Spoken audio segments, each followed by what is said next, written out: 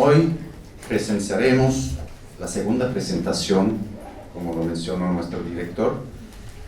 de nuestra tradicional y ya famosísima actividad de ciclo de charlas de cultura arquitectónica. En consideración de que el tema central de este primer ciclo está relacionado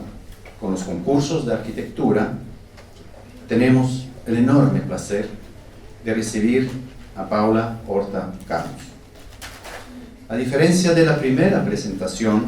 de este ciclo realizada la semana pasada por Gabriela, la charla de hoy será más bien una breve lectura crítica en torno a la historia de los concursos de arquitectura y cómo estos han adquirido una condición casi mitológica respecto de su rol como medio de producción y avance disciplinar. Ahora bien, ¿quién es Paula Horta Camus? Paula es arquitecto de la Pontificia Universidad Católica de Chile, donde también realizó el magíster en arquitectura y posteriormente realizó el Master of Science en Advanced Architectural Design de la Universidad de Columbia, Nueva York, Estados Unidos. Ha trabajado en la oficina Teodoro Fernández Arquitectos, importante oficina, y actualmente tiene su propia práctica profesional asociada con el arquitecto Philippe Blanc. Es actualmente miembro de Santiago Research Cell, laboratorio de investigación y discusión en arquitectura, formado por ex alumno de la Escuela de Grado de Arquitectura, Planificación y Conservación de la Universidad de Colombia. Ejerce también la docencia como profesora de taller en la Pontificia Universidad Católica de Chile desde el año 2011 y como profesora y secretaria de estudio de la Escuela de Arquitectura, nuestra Escuela de Arquitectura de la Universidad San Sebastián, sede Santiago, desde el año 2017. Así que, querido público, les presento a Paula Horta Camus con la charla titulada Concursos de Arquitectura o la construcción de un mito. Muchas gracias. Buenas tardes a todos. ¿Se escuchan bien? ¿Sí? Perfecto. Antes que nada quisiera dar las gracias por esta invitación a la sede Concepción de nuestra Escuela de Arquitectura. Gracias David, gracias Estefan por tan bella presentación. Estoy muy feliz de estar acá y espero que esta charla les sirva también un poco para poner en contexto el tema de los concursos. Ustedes ya vieron la primera presentación de Gabriela, van a seguir viendo otras presentaciones en torno al tema, que fue definido entre las tres sedes, dada la importancia que tienen los concursos para nosotros como arquitectos dentro de nuestra práctica profesional. En ese sentido, en esta charla no voy a discutir proyectos específicos, sino, como bien Estefan ya lo dijo, vamos a ver una mirada un poco más crítica y también un poco más histórica respecto de cómo los concursos han llegado a ser lo importante que son hoy en día para nosotros y lo importante que van a ser para ustedes también cuando sean arquitectos y tengan sus propias prácticas profesionales. Bien. En 1418, Filippo Brunelleschi ganó el concurso para la construcción del domo de la Catedral de Florencia, que se encontraba inconclusa desde el año 1380 aproximadamente. De acuerdo a Giorgio Vasari, en su libro Las vidas de los más excelentes pintores, escultores y arquitectos del año 1550, y cuya portada aparece ahí, con el cual Vasari inaugura el género de la historia del arte a partir de biografías, además de acuñar el término Renacimiento que todos conocemos hoy en día, el concurso del domo no se realizó sobre el mejor diseño para este, sino sobre el problema estructural que suponía para la época la construcción de una cúpula cuya base tenía alrededor de 54 metros de diámetro, es decir, más de 10 metros mayor que el domo del Pantheon, que probablemente ustedes conocen y que tiene 43 metros de diámetro.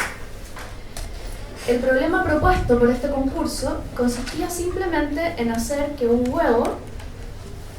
se parase sobre una superficie de mármol,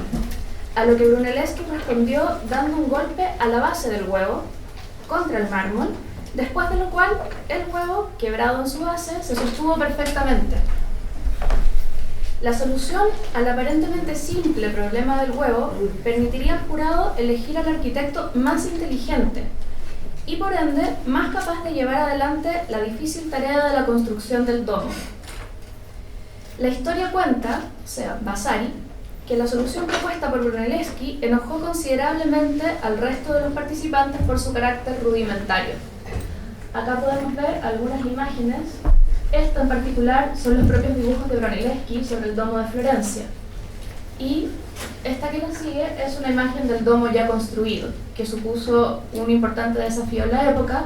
ya que para entonces se habían perdido, por ejemplo, todos los conocimientos de la antigua Roma respecto de cómo hacer hormigón más similar al que nosotros conocemos. Ya en esta época no se sabía aún cómo desarrollarlo. Algunos años antes, en 1401, otro arquitecto florentino, Lorenzo Ghiberti, ganó el concurso para la construcción de las puertas norte del batisterio de Florencia, que es lo que vemos en la imagen, dejando en el camino incluso al propio Brunelleschi, que también participaba en ese concurso. Nuevamente, de acuerdo a Giorgio Vasari y también al propio Ghiberti, lo increíble del concurso fue que el resto de los participantes pidió al jurado entregar el primer lugar a Ghiberti, debido a la belleza e impecable ejecución de su propuesta. Después de esto, Ghiberti se convirtió en un reconocido arquitecto, recibiendo un importante número de encargos directos sin mediar concurso, como las puertas este del mismo batisterio, a las cuales el mismo Michelangelo bautizó como las puertas del paraíso debido a su belleza. Acá podemos ver las puertas norte, que fueron las del concurso, a la izquierda, y las puertas del paraíso, que fueron posteriores y en encargo directo, a la derecha. Y acá podemos ver un detalle de las puertas del concurso, es decir, las puertas norte de la ejecución de Ghiberti, y acá un detalle de las puertas del paraíso. Los concursos del Domo de Florencia y las puertas del Batisterio de Florencia permitieron asociar las nociones de justicia y de genio del artista al concurso como sistema de producción de la arquitectura, sentando ya en el siglo XV una serie de supuestos que permanecen invariables hasta el día de hoy.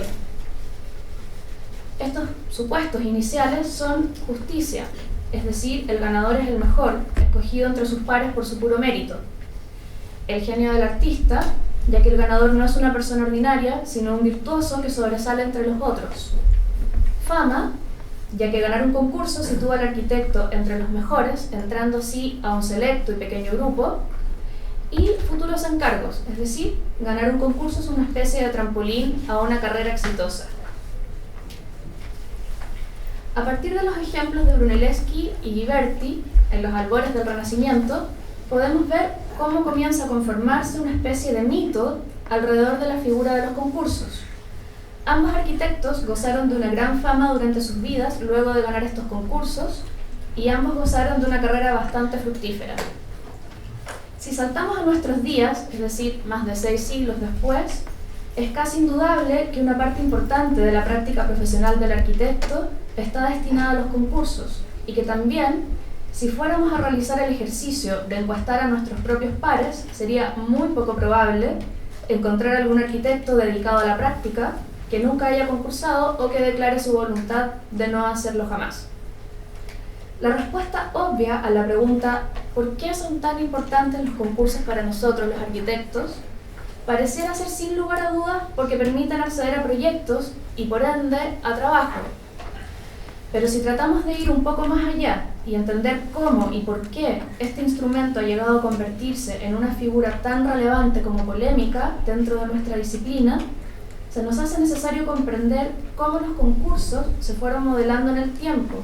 conformando una especie de mito en torno a sí mismos que los hace parecer como una figura capaz de autovalidarse más allá de cualquier cuestionamiento. Pero entonces, para comenzar a adentrarnos y entender la estructura interna del concurso en arquitectura como herramienta y también como mito, es fundamental entender qué son exactamente los concursos. Sabemos que estos existen en distintas áreas y distintas versiones, desde los concursos de belleza a las competencias deportivas e incluso una elección presidencial. Todos estos basan su estructura en la elección de un ganador, el mejor entre varios. a partir del cumplimiento de ciertas premisas. El menor tiempo en completar los 100 metros planos, aquel que conteste correctamente el mayor número de preguntas o aquella persona que parezca más apta para detentar un cargo, todas son manifestaciones de competencia a las que estamos frecuentemente expuestos. Entonces, podríamos decir que el competir tiene que ver directamente con la búsqueda de un talento físico o intelectual para un fin determinado previamente. Una competencia o concurso no es otra cosa que un grupo de personas ejecutando una hazaña de la mejor manera posible. En contraposición a este tipo de concursos que vemos acá en la pantalla, los concursos de arquitectura no tienen que ver con elegir a quién realiza una cierta proeza de la mejor manera, sino con escoger de entre varias proezas distintas la mejor solución al mismo problema. Los concursos en arquitectura han sido artefactos históricamente democráticos que apelan a la justicia del sistema y también a su capacidad de elegir al mejor participante. Como actividad clave de nuestra disciplina, ellos son un sistema de producción arquitectónica que se basa en la selección de una única solución dentro de un universo de muchas otras equivalentes para un problema específico y, como ya lo dije, previamente dado. Podría decirse incluso que son una especie de experimento darwiniano que parten del supuesto de dar a todos los participantes las mismas condiciones, asegurando así la sobrevivencia del mejor o del más apto, tal y como aparece en la teoría de la evolución de las especies de Charles Darwin. Y al hacerlo, se alimentan del básico instinto humano de competir y ganar, tal y como en el reino animal la competencia asegura la sobrevivencia de la especie. Pero más allá del atractivo de competir para ganar, la necesidad de los concursos al interior de la disciplina se justifica, según el arquitecto chileno Fernando Pérez, en un artículo escrito para la revista ARQ, por el hecho de que tanto la arquitectura como la escultura, y aquí cito, son artes en que el proyecto, como visión anticipada de la obra, tiene una importancia fundamental y donde la magnitud de los recursos implicados favorece el esfuerzo por asegurar con antelación la calidad del resultado.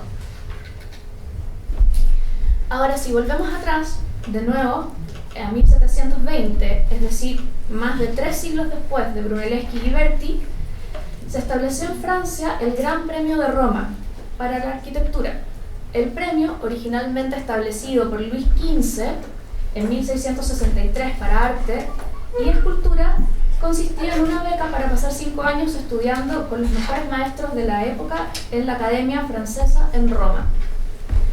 La selección del mejor de los aspirantes se realizaba entre artistas generalmente jóvenes y promisorios que cursaban el último año en la Escuela Nacional de Bellas Artes y que probaban sus talentos al completar un concurso de eliminación, como un reality, sumamente difícil,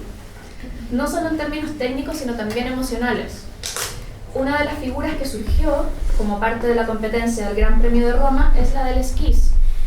que es un ejercicio que en aquella época consistía en encerrar a cada concursante en alguna de las habitaciones del ático de la academia con un tiempo definido para llevar a cabo los encargos y sin posibilidad de comunicarse con el exterior durante ese tiempo. A partir del Premio de Roma, la figura del concurso y también la del esquís se trasladaron a las escuelas de arte y arquitectura, que tomaron la competencia como forma central del desarrollo de lo que hoy conocemos como talleres de proyecto. De esta forma, el Gran Premio de Roma aseguró la posición de los concursos como un sistema capaz de validar el conocimiento y, por lo tanto, capaz de validar a la academia de la época. Podríamos decir que, en una dimensión cultural, los concursos no solo han ayudado a validar el genio personal de los ganadores, sino que también el sistema de enseñanza de la arquitectura, especialmente durante el periodo o escuela conocido como Beaux-Arts, del cual el Gran Premio de Roma es el principal ejemplo. Acá podemos ver uno de los ganadores del Gran Premio de Roma del año 1860 aproximadamente, y prosigo. La validación que el premio otorgaba a sus ganadores era tal y tan importante que hasta el día de hoy perdura la leyenda de aspirantes que se suicidaron por no ganar el premio. Y en verdad el único recuento real al respecto es el del pintor Jean-Louis David, que sí consideró suicidarse después de perder el premio por 3 años consecutivos, pero no lo hizo y finalmente murió atropellado por un carruaje. Años después, y después de una brillante carrera como pintor. Acá también tenemos otro de los ganadores. Esta es la Escuela de Artes y Oficios del año 1848 de Charles Garnier, que quizás es más conocido por su trabajo posterior, que es la Ópera de París. A pesar de las duras condiciones a que se sometían los participantes, el Gran Premio de Roma sí fue capaz de reconocer la valía más allá del ganador, estableciendo también honores para los segundos y terceros lugares, que recibían reconocimiento y premios menores. El Premio de Roma, por tanto, ayuda a consolidar una nueva cara o capa del carácter mítico de los concursos y que define la estructura de los lugares que ocupa cada participante en estos. Es decir, primero tenemos al elegido, solo uno es elegido entre los otros, ganando los máximos honores. Los finalistas, aquellos que están cercanos al mejor, también merecen cierto reconocimiento. Y por último, los perdedores, aquellos que habiendo intentado todo no son reconocidos y pueden incluso quedar expuestos al escarnio de sus pares. Bien, hasta este punto hemos visto cómo a partir de ciertos ejemplos claves se puede establecer el origen de la profunda importancia que los concursos tienen en nuestro campo. Es durante el Renacimiento y luego durante los siglos XVII y XVIII que la forma clásica de los concursos de arquitectura queda definida. Sin embargo, ya durante el siglo XIX aparecen las primeras críticas a un sistema que, a pesar de las atractivas promesas que ofrece, también representa un sinfín de inconvenientes para el arquitecto. En 1899, William Ware, uno de los fundadores de la Escuela de Arquitectura de la Universidad de Columbia en Nueva York, abrió la reunión anual del Instituto Americano de Arquitectos con una conferencia de 39 páginas sobre concursos de arquitectura. Esta no es tan larga, no vamos a llegar a 20. Su discurso fue uno de los primeros en reconocer los problemas y las malas prácticas que incluso en ese entonces ya eran bastante comunes. Acá, por ejemplo, aparece un artículo del New York Times que dice que los arquitectos están enojados. Ellos dicen que fueron engañados en una competencia que les prometió ciertas cosas y no cumplió y se aprovechó del trabajo de todos los participantes. Pero lo que es más interesante de la conferencia de William Ware no es el reconocimiento de las fallas del sistema de concursos, sino el cierre de su discurso, que termina con una valoración muy indulgente de ellos. Los concursos pueden ser malos y muchas veces dañinos para los arquitectos, pero es imposible vivir sin ellos. Ese es el pensamiento que finalmente da William Ware a la audiencia. A la manera de una relación de amor y odio, históricamente los arquitectos se han sometido a la estructura de los concursos buscando la posibilidad de ganar un encargo, trabajo o notoriedad a pesar de la carga que estos significan en términos de costos, horas de trabajo y ejercicio profesional no reconocido.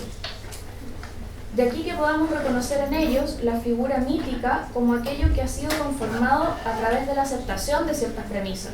como absolutamente ciertas, es decir, como hechos irrefutables, a pesar de que a veces la realidad indique otra cosa.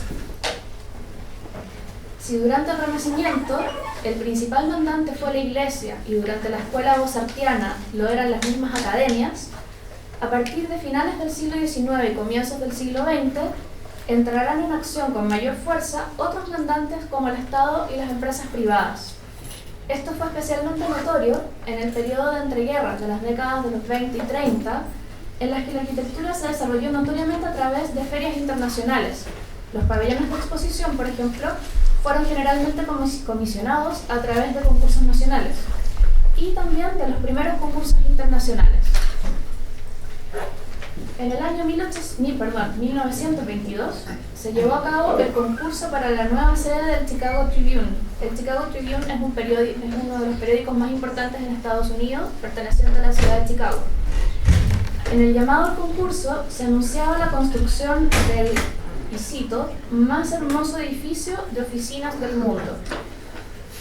con el equivalente actual de $700.000, alrededor de 455 millones de pesos, de premio para el primer lugar y con incentivos de $2.000 para las oficinas norteamericanas que quisieran participar, el concurso recibió un total de 263 propuestas de 26 países, y esto fue absolutamente inédito en su época, de los cuales, por ejemplo, Alemania aportó con 37 propuestas en un momento en que en el país, en Alemania, ya se había instalado el debate sobre los rascacielos a partir del concurso del edificio para la Friedrichstraße en Berlín del año 21, en el que Mies sí participó. Quizás probablemente ustedes recuerden el edificio de Mies, esta especie de rascacielos que aparece dibujado muy levemente. Si bien el edificio ganador no era el más elogiado, de hecho esta es una imagen del ganador que pertenece a John Midhouse y Raymond Hood. El segundo lugar, que era la propuesta de Eero Saarinen, que fue el padre de Eero Saarinen, sí tuvo mayor apoyo de los críticos, ya que era considerado más moderno. A pesar de esto, lo interesante del concurso radicó en aquellas propuestas que fueron las más rápidamente desechadas por el jurado. Al estilo neogótico del primer lugar, que es este que está acá, se contraponen brutalmente las propuestas presentadas por Walter Gropius y Bruno Taut. Acá, por ejemplo, tenemos la propuesta de Adolf Loos, que es acá, que fue una especie de propuesta irónica al sentido de el rascacielos como una especie de nueva columna. Y acá al lado tenemos la de Bruno Taut, que ni siquiera figuró con algún lugar o mención, que era de un estilo bastante más moderno, como pueden darse cuenta. Pues bien, estas propuestas, que dejaban de lado cualquier referencia histórica para acercarse a las nuevas tecnologías a través de un lenguaje simple y racional, ni siquiera fueron tomadas en cuenta. Y acá podemos ver otras dos más, estas de Walter Gropius y estas de Max Taut, que van a ser todos nombres que después van a conformar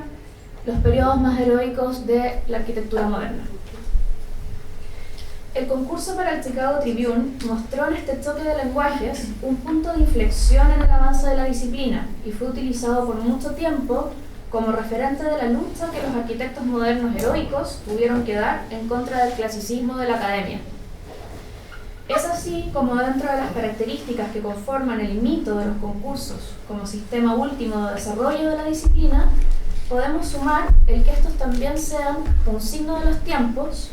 es decir, son una manera de medir cuáles son los temas contemporáneos y el estado de discusión en general, o sea, son el lenguaje que todos están hablando, y también que pueden entenderse como una herramienta de avance de la disciplina. Son la instancia perfecta para probar nuevas soluciones sin la restricción de la realidad más apremiante del encargo directo, y son instancias de exhibición y de revisión proyectual, muchas veces abiertas y públicas. Atendiendo al fin último del concurso, que es elegir la mejor respuesta a un cierto problema, podemos ver que a través de la historia, su empleo como herramienta de juicio ha ayudado a fijar en la retina del público la idea de su notable habilidad, por un lado para identificar el genio en la figura del ganador, y por otro para determinar el resultado más bello. Primeramente, novedad y creatividad son valores intrínsecos que se han asignado al concurso. La capacidad de sorprender a la audiencia, en este caso un jurado, con un proyecto capaz de dar respuestas originales al problema planteado, reside en la base del acto de competir y es probablemente el primer efecto buscado por cualquier participante, como en el caso de la ópera de Sydney de Björn Utzon del año 1958 o el Centro Pompidou de los arquitectos Rennes-Piano del año 1971, o la más reciente sede en Beijing de la CCTV, desarrollado por Oma Rancoljas en el año 2002. Concursos todos ellos que abrieron amplios debates en torno al uso transgresor del material, la tecnología y el tamaño como un hito dentro de la ciudad, respectivamente. También podemos agregar que la competencia entre pares en un concurso, y aquí no tenemos que olvidar nunca que ganar significa no solo reconocimiento, sino también trabajo para el ganador, obliga a los competidores al total despliegue de sus capacidades intelectuales en pos de asegurar un resultado, puesto que, como establece el historiador del arte Denis Dutton, el completo ejercicio de las capacidades mentales es en sí mismo una fuente de placer estético, cuestión que nos lleva a reconocer uno de los más importantes efectos colaterales, por así decirlo, que tienen los concursos sobre la arquitectura, y que es su capacidad de producir discusión y también crítica, y con ello de reflexionar sobre el quehacer arquitectónico, ayudando así al avance disciplinar. Segundo, como dispositivos ubicados al interior de la disciplina, los concursos también comparten su institucionalidad y se desarrollan las más de las veces en un universo asociado al arte. En sí mismos, los concursos han ido construyendo su propia tradición y normativa, al punto que incluso sería posible escribir una historia de la arquitectura informada solo a partir de ellos. De hecho, hay ciertos recuentos que dicen que incluso la Acrópolis de Atenas fue en parte un concurso, por lo tanto tienen una historia que va aún más allá del Renacimiento. Y esta característica es quizás es la más relevante que tienen los concursos, que es la sistematización del artefacto en un cuerpo reconocible que se institucionaliza como una forma de asegurar sus principios y que como fenómeno es factible de ser estudiado desde la academia, es decir, por nosotros. El rol de los concursos como artefactos culturales que empujan el avance de la disciplina, generando incluso importantes rótulas en el quehacer de la arquitectura, es bien entendido, especialmente al interior de la práctica profesional, tal como lo aclara la arquitecta Farshid Mousavi, que fue parte de la oficina Foreign Office Architects, a partir de su propia experiencia en variados concursos. Y acá cito a Farshid Mousavi: los concursos son impulsados por el deseo de ir más allá de lo que ya existe, arquitectura que aún no ha sido pensada, mientras que los encargos son mayormente impulsados por la demanda, generalmente del mercado. Podemos decir que los concursos son a la arquitectura cotidiana lo que el deporte de alto rendimiento es al jogging diario. Los deportes competitivos rompen las barreras humanas existentes y establecen récords para las capacidades del cuerpo. Similarmente, los concursos de arquitectura son invitaciones a dar saltos conceptuales y a abrir nuevas estructuras, velocidades y escalas a través de las cuales percibimos el espacio y el tiempo. Un ejemplo paradigmático del valor de los concursos en la discusión disciplinar es el concurso del Parque de la Villette en París del año 1982. El concurso planteaba la recuperación y reconversión de un gran terreno baldío y antiguamente industrial, en el cual se encontraba el matadero de la ciudad. La propuesta ganadora, y que fue la propuesta construida, fue la presentada por el arquitecto Bernard Tschumi, que basaba el diseño del parque en la superposición de layers de actividades, lugares y recorridos. El resultado fue una grilla ortogonal que contiene los recintos programáticos, a los cuales él llamó folies, y que son estos pequeños recintos o casitas rojas que aparecen acá, a las que se le superponen los sistemas de líneas que enfatizan el movimiento a través del parque y el resto de las actividades. Paradójicamente, acá hay otra imagen de las folies, todas compiladas. Paradójicamente, y de la misma forma que el concurso del Chicago Tribune, no fue el proyecto de Tschumi el que ganó más adeptos, sino que fue el segundo lugar de Rem Koolhaas y su oficina OMA. Estas son otras imágenes, acá hay una de las folies ya construida, y acá tenemos el segundo lugar, que sin duda es probablemente muchísimo más estudiado que el primer lugar de Bernard Tschumi. Si bien el proyecto de Tschumi era innovador en la percepción y el trabajo de la trama urbana, Koolhaas propuso una nueva manera de entender el orden y la composición de la arquitectura a través de diagramas que separaban en franjas programáticas toda la actividad del parque. Acá pueden ver justamente un diagrama de cómo debiera funcionar ese parque a través de franjas. Lo innovador de la propuesta de Koolhaas no es tanto de las actividades, sino que la manera en la que presenta el proyecto. Este no contaba con plantas reales, sino con plantas diagramáticas que indicaban las distintas capas de programa y usos del suelo, además de imágenes que recordaban en algo al heroísmo de los primeros collages de Le Corbusier o los de Jonas Friedman cuando mostraban las nuevas formas de habitar y pensar la ciudad. Acá podemos ver las imágenes que Koolhaas sí presentó al concurso, que son todas estas distintas tramas que están superpuestas y que finalmente se organizan en franjas programáticas, que son estas de acá. Y tenemos una planta que compila todas las actividades, y como ustedes pueden ver, no es una planta como la que cualquiera de nosotros diseñaría o presentaría un concurso, sino más bien una planta diagramática en la que los usos se indican a través de pequeños símbolos. Árboles, donde hay árboles, pavimentos y recorridos con esos puntos donde existen esos recorridos, y los grandes vacíos del parque que son indicados simplemente con un vacío en el diagrama. Y por último, esta es una de las imágenes presentadas al concurso, que tiene la lógica más de un collage que de una imagen objetivo. Pensar el proyecto en términos de relaciones y no de formas es lo que hizo que justamente el proyecto de Kohlhaas fuera el que tuvo mayor resonancia en la discusión y crítica de la época, y que aún hoy sea probablemente el que más se estudia como ejemplo. Tercero, desde la creciente especialización y acceso a la educación superior, y también debido al sobrepoblamiento de escuelas de arquitectura en todo el mundo y por lo tanto de arquitectos, los concursos han encontrado otro nicho de expansión en la forma de concursos especialmente diseñados para jóvenes arquitectos, con la promesa de funcionar como un trampolín para sus carreras. Es interesante hacer notar la diferencia entre los que proponen concursos sistemáticos como el JAP o el Architectural League Prize, que se realizan todos los años, con lo sucedido a Brunelleschi y Ghiberti, o más recientemente con lo sucedido a Maya Lin y su premio por el concurso del Memorial de Vietnam en Washington DC del año 82, o el de Rafael Viñoli con el Tokyo International Forum del año 96, para los cuales ganar estos concursos efectivamente fue una tabla de despegue para sus carreras. Pero hay que hacer la aclaración de que esos concursos nunca fueron diseñados para ese fin. Y en cualquier caso, una de las últimas construcciones del mito es que justamente los concursos promueven jóvenes arquitectos, es decir, ayudan a los arquitectos jóvenes a lanzar sus carreras.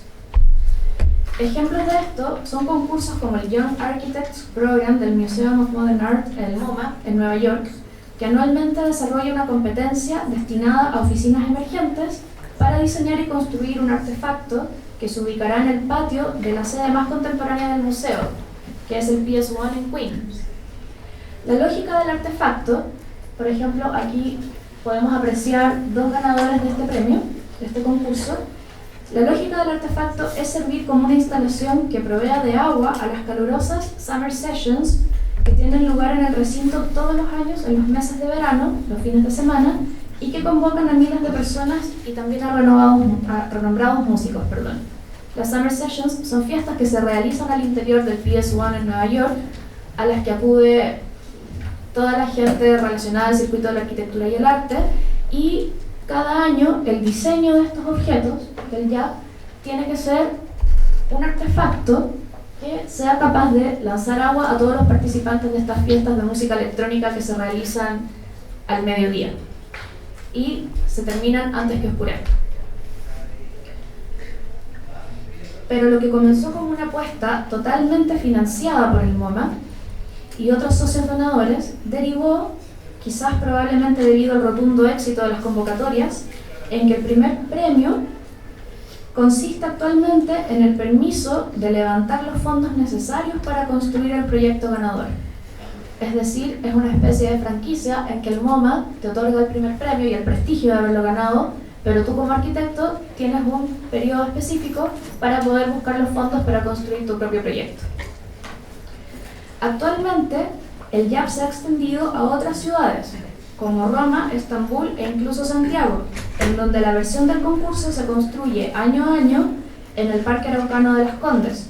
con proyectos ganadores como el Jardín de los Senderos que se bifurcan de los arquitectos Lion Bills o Tu Reflejo de los arquitectos Evia y Ursúa. Y aquí aparece un punto sumamente interesante, creo yo, y es que a partir de los concursos especialmente diseñados para jóvenes arquitectos y además a la instalación del concepto de transparencia dentro de las sociedades mundiales, los concursos han comenzado a convertirse en una forma normal de la práctica. hoy en día hay tantos concursos que también las posibilidades de ganar alguno aumentan. Hoy, cada vez más, todo se concursa como una manera de validar el resultado obtenido.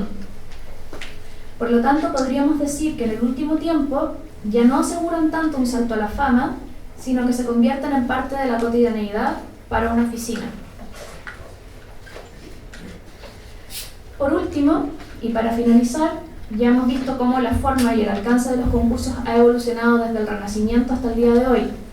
Y sin embargo, a pesar de todo lo discutido y de todo lo que he mostrado, la mirada que yo presento acá en esta charla, tiene un fuerte anclaje y es de seguro parcial hacia la práctica de los arquitectos, dejando de lado la contracara de los concursos, es decir, cómo aquellos que invitan al concurso, el mandante, los que diseñan las bases, la legislación existente y la regulación impuesta por los colegios gremiales, han influido en el éxito o en el fracaso de ciertas iniciativas, o incluso en la aceptación de las formas en que se llevan a cabo los concursos en distintos lugares del mundo. Un ejemplo de esto bien clave es el Reino Unido, Gran Bretaña, en el que el RIBA, o Royal Institute of British Architects, ha logrado asegurar un papel vinculante respecto del ejercicio de la profesión en todos sus ámbitos, permitiendo, por ejemplo, el surgimiento de legislaciones bastante estrictas que tienen por fin proteger el trabajo desarrollado por los arquitectos y que además este se lleve a cabo de manera justa. Y además también elaborando manuales y bibliografía de apoyo tanto para quienes quieren concursar como para aquellos que quieren llevar a cabo un concurso para un potencial proyecto de arquitectura. Un caso contrario es, y adivinen a qué me voy a referir, el de nuestro país, en el que, aunque ha crecido mucho en términos de importancia, el Colegio de Arquitectos aún no tiene un papel vinculante para todos los arquitectos en ejercicio. Si bien es cierto que desde el minuto en que un concurso se suscribe al proyecto del colegio, este debe respetar sus normativas, esto aún sigue siendo optativo y muchos concursos y licitaciones se llevan a cabo fuera del amparo de las exigencias del cuerpo colegiado. Quizás uno de los casos más emblemáticos de este problema son las licitaciones tipo concurso que lleva a cabo el Ministerio de Obras Públicas, en las que los requerimientos han pasado de las tradicionales láminas de propuesta o de ideas a la exigencia de un legajo de planos completo para construcción, incluyendo especialidades como cálculo e instalaciones, lo que implica el compromiso de todos los participantes en el desarrollo de un proyecto completo en muy corto tiempo y sin la seguridad de hacerse del primer premio.